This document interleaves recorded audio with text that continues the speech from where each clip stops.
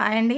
Good evening all of you. Welcome to healthy diet zone channel. నేను మీ కవిత ఓంకారంని మీకోసం మరొక సరికొత్త రెసిపీతో వచ్చానండి.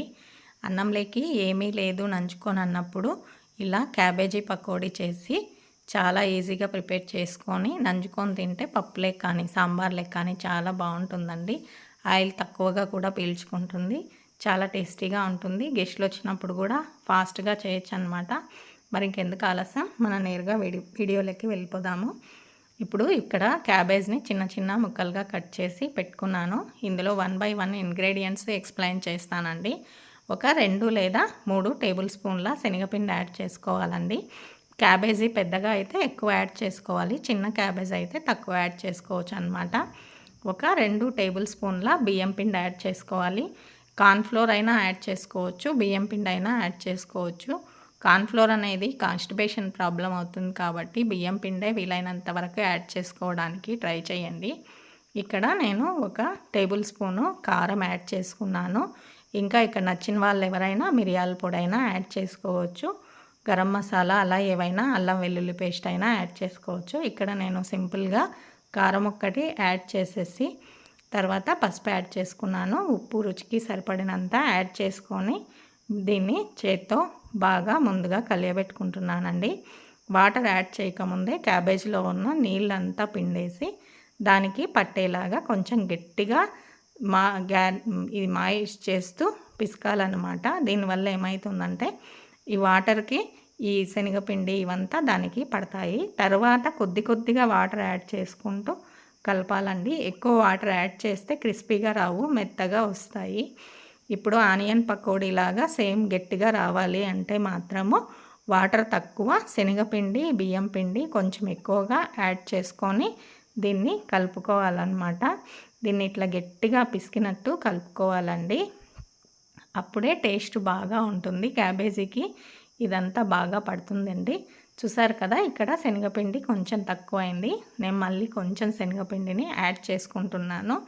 మధ్య మధ్యలో ఇలా కలిపేటప్పుడు మనకు ఎంత క్వాంటిటీ కావాలి అనేది చూసుకొని కలుపుకోవచ్చు అన్నమాట. శనగపిండి తక్కువగా కూడా యాడ్ చేసుకోవచ్చు, కాకపోతే కొంచెం ఎక్కువ ఉంటేనే మనకి క్రిస్పీగా టేస్టీగా బాగా వేగినప్పుడు ఆ శనగపిండి క్యాబేజీ లీవ్స్కి అంటుకొని బాగా టేస్టీగా అనిపిస్తుందండి. చూసారు కదా, ఇప్పుడు దీన్ని బాగా కలిపి పెట్టుకున్నాను. తర్వాత ఇప్పుడు బాణలి వేడి చేసి అందులో ఈ కలిపి పెట్టుకున్న క్యాబేజీని పకోడాల్లాగా వేస్తున్నానండి.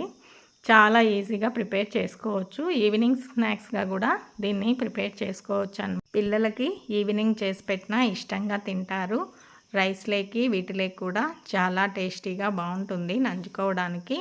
అలాగే ఇది క్లోజ్డ్ కంటైనర్స్లో పెట్టేసి మూత పెట్టేస్తే ఒక 1 వీక్ వరకు కూడా నిల్వ ఉంటుంది. ఎందుకంటే మనం దీన్ని డ్రైగా బాగా వేయించుతాం కాబట్టి మెత్తబడడం అనేది ఉండదు. చాలా టేస్టీగా కూడా ఉంటుందన్నమాట. ఇంకా దీంట్లో అల్లం వెల్లుల్లి పేస్ట్, మిరియాల పొడి అన్నీ కలిపి చేస్తే ఇంకా బాగుంటుందండి. నేనైతే అర్జెంట్కి ఇలానే ప్రిపేర్ చేస్తున్నాను. యాక్చువల్గా నేను ఇలాగే ప్రిపేర్ చేసుకుంటాను. మసాలాలన్నీ ఎక్కువ లేకుండా లైట్గా ఒక 1/2 టేబుల్ స్పూన్ కారం వాడి ప్రిపేర్ చేస్తానన్నమాట. అందులో ఇంకా మంచి మంచి రెసిపీస్ ఉన్నాయండి. ఎవరైనా ఇంతవరకు చూడని వాళ్ళు ఎవరైనా ఉంటే చూసి లైక్ చేసి సబ్స్క్రైబ్ చేసుకోండి. ఈ వీడియోకి నేను ఒక 1000 లైక్స్ టార్గెట్ పెట్టుకున్నాను. అందరూ చూస్తున్నారు కానీ లైక్స్ అయితే ఎవరు ఇవ్వటం లేదండి. దయచేసి అందరూ లైక్స్ ఇస్తారని అనుకుంటున్నాను. అట్లీస్ట్ 1000 లైక్స్ అడుగుతున్నానండి. చూసారు కదా, ఇలా మళ్ళీ రెండో వాయి వేసుకున్నాను అనమాట. ఇలా 1 or 3 టైమ్స్ వేసుకొని చేసుకోవచ్చు. లేదా ఒకేసారి పెద్ద బాణల్లో అంతా కలిపేసిందంతా కూడా ఆయిల్ పెద్ద బాణల్లో పెట్టేసి అయినా చేసుకోవచ్చు అనమాట. చాలా టేస్టీగా ఉంటుందండి.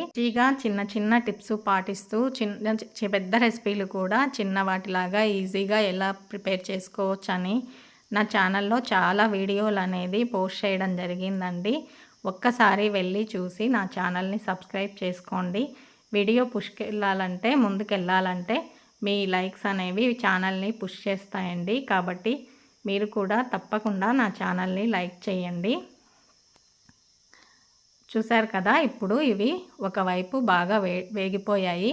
ఇంకా కొంచెం వేగాలన్నమాట. ఇలా పచ్చి ఉండకుండా దీన్ని 2 వైపులా బాగా కలియబెట్టుకుంటూ ఉన్నానండి. చూసారు కదా, ఇప్పుడు ఇవి బాగా వేగిపోయాయి. ఇప్పుడు వీటిని తీసేసి మనం సర్వింగ్ బౌల్లోకి తీసుకొని తినేయటమే అండి. చాలా టేస్టీగా ఉంటాయండి. మీరు కూడా ట్రై చేయండి. ఏదన్నా టైం పాస్ కానప్పుడు కూడా ఇవి చేసుకొని తినడానికి చాలా బాగుంటాయి. వర్షాకాలంలో కూడా పకోడీలు, ఆనియన్స్ బదులు క్యాబేజ్ వేసుకొని ఇలా ప్రిపేర్ చేసుకోవచ్చు అన్నమాట. ఆఫ్కోర్స్ ఇది అందరికీ తెలిసిన వంటకమే అయినప్పటికీ చిన్న చిన్న టిప్స్ పాటిస్తూ ఎలా ఇంట్లో ఈజీగా చేసుకోవాలని చెప్పేసి బేసిక్ కుకింగ్ నేర్చుకునే వాళ్ళ కోసము నేను ఈ వీడియో అనేది పోస్ట్ చేయడం జరిగిందండి. ఇప్పుడు అవంతా తీసేసాను కదా, ఇప్పుడు ఇంకో ట్రిప్ వేస్తున్నాను.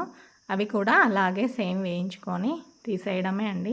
చాలా ఈజీగా టేస్టీగా ఉంటుందండి. మరి ఇంకెందుకు ఆలస్యం, మీరు కూడా ట్రై చేయండి. ఎలా ఉందో కామెంట్ బాక్స్లో పోస్ట్ చేయడం మర్చిపోవద్దండి. థ్యాంక్ యూ ఫర్ వాచింగ్ అండి. మరొక వీడియోతో మళ్ళీ కలుసుకుందాం. మంచి మంచి వీడియోలు ఉన్నాయి. ఒక్కసారి నా ఛానల్ విజిట్ చేసి ఎలా ఉందో టేస్ట్ చేసి కామెంట్ బాక్స్లో పోస్ట్ చేయడము మర్చిపోవద్దండి. థ్యాంక్ యూ ఫర్ వాచింగ్ అండి.